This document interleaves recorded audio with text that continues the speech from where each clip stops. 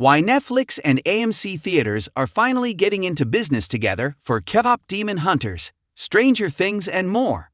Are AMC Theatres and Netflix finally burying the hatchet? It sure seems that way after AMC agreed to book KPop Demon Hunters in 300 venues as Netflix re-releases the animated musical smash over Halloween weekend. AMC Theatres, the world's largest cinema chain, typically refuses to schedule movies from Netflix, the biggest streaming service, because the two companies don't agree on the length of time a film should remain exclusively on the big screen.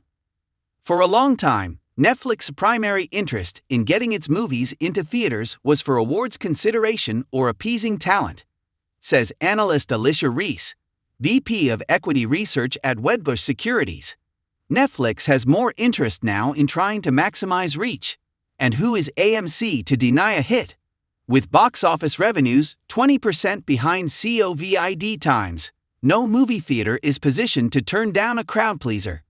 AMC was the only major exhibitor not to play KPop Demon Hunters when Netflix brought a sing-along version of its most popular film ever to cinemas in August. In a box office twist, the movie was No. 1 for the weekend with roughly $18 million.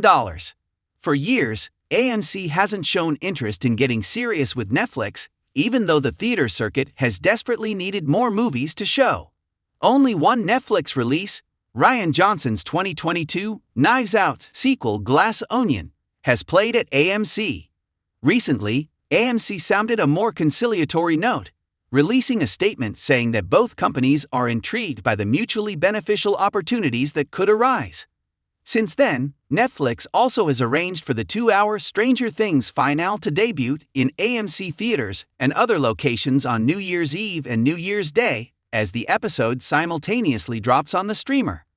Netflix appears to be warming to the big screen, which outsiders attribute to either a belated recognition that theatrical movies tend to have more cultural staying power, or a reaction to losing projects like Emerald Fennell's Wuthering Heights to Warner Bros., or talent, including the Duffer Brothers, to Paramount. Unlike traditional studios, however, Netflix sees multiplexes not as a financial strategy but rather a marketing stunt to excite the fandoms of its major properties, with the goal of driving interest back to the platform. By enlisting AMC locations, Netflix will be able to expand the reach of its theatrical content. For AMC, these one-off events could provide additional revenue during slower times of the year. Other ideas have been percolating since AMC and Netflix agreed to be cordial. Greta Gerwig's 2026 Narnia adaptation, which is already getting a 2-week exclusive IMAX run in AMC and other venues, could get a release on screens beyond the premium format. Netflix is also contemplating a more robust rollout for David Fincher's Adventures of Cliff Booth, the Brad Pitt-led spin-off of Quentin Tarantino's 2019 box office hit Once Upon a Time in Hollywood. Because the Narnia reboot is slated for next November, and Cliff Booth is eyeing a summer 2026 launch, theatrical plans won't be finalized until closer to either film's release. Not every commercial property will enjoy a big screen boost.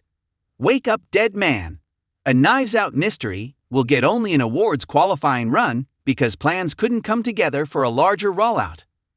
Earlier in the year, Netflix CEO Ted Sarandos dismissed the communal experience of watching a movie in cinemas as an outmoded idea. And last week, he reiterated that our strategy is to give our members exclusive first-run movies on Netflix. So exhibitors don't expect a full-throated embrace of the big screen a la Amazon MGM, which has committed to release 15 theatrical films annually. Netflix already puts awards contenders in select theaters for an Oscar-qualifying run. Anything past that will revolve around promotional efforts tied to properties with built-in fan bases. Netflix isn't going to announce a theatrical slate, but will be selective when they have something special, which is what everyone wanted, predicts one theater owner. Since Netflix movies aren't getting traditional releases, exhibitors are granted more favorable terms as incentives to play them. Netflix has been lenient in other ways. Major distributors often require theater chains to schedule new releases from dawn until dusk. But Netflix told exhibitors to play KPop Demon Hunters as they please. Hollywood studios welcome Netflix's acknowledgement of theatrical, as long as the streamer doesn't step on their toes. Whether by hogging the coveted premium large formats or scheduling its programming on prime release dates. "We're there for exhibition 52 weeks a year," says one studio executive.